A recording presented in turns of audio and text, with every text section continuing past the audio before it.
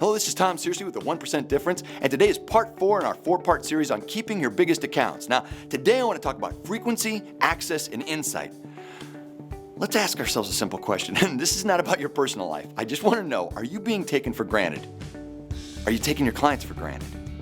When I say being taken for granted or taking for granted, I'm talking about the fundamental principles around where someone just starts to believe they know all there is to know about you, and they start to diminish their investment in you.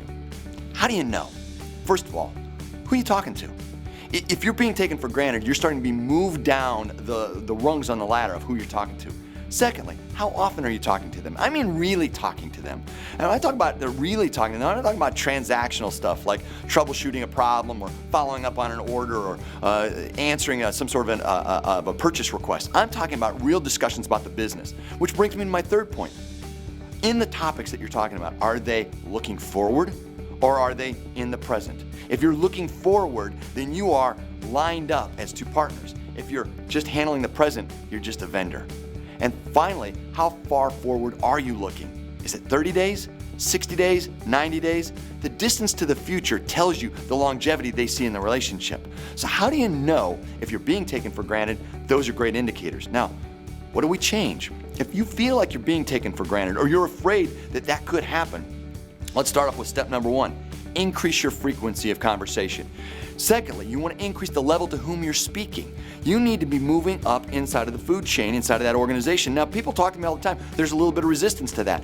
True, but if you remember third point of this, which is the topic, if you're talking about language that is looking forward, say issues that are happening in the near future, you're going to go ahead and get more people involved in that. And finally, we're going to talk about cycle. Do you have a quarterly business review? Do you have a monthly business review? Is there a way that you're looking at the relationship that allows you on the cycle basis to have little yard markers along the way, key performance indicators that tell you whether the relationship is improving, staying steady, or diminishing?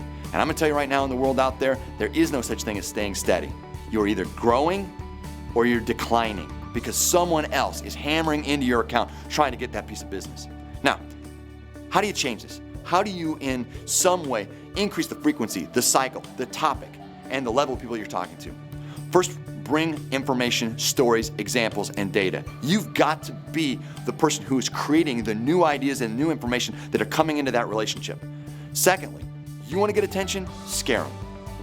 Scare them. What do you mean scare them? I mean, tell them about regulation that's coming up in the near future. Talk to them about competitor issues that are occurring. Talk about changes in the technology. Talk about changing in the raw costs of the materials that are coming in. Anything that will give them a real sense that things are changing, you're aware of those changes, and you're looking out for them will, to a degree, scare them and then engage you at a different level.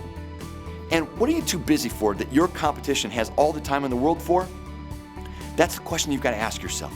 Because the fact of the matter is your competition is doing all the things I just laid out, and if you're too busy to do it, you're going to have a lot of free time in the near future because your competition is going to take that business from you, and now you don't have to worry about it. So you've got 4 parts to this. You've got to protect your castle, you've got to get better access and information, you've got to do special ops and research and information inside of there, and you've got to be growing that base of that 9 box. And if you do that, you'll be able to hold on to your biggest accounts and grow them. Until next time, go out and make the 1% difference.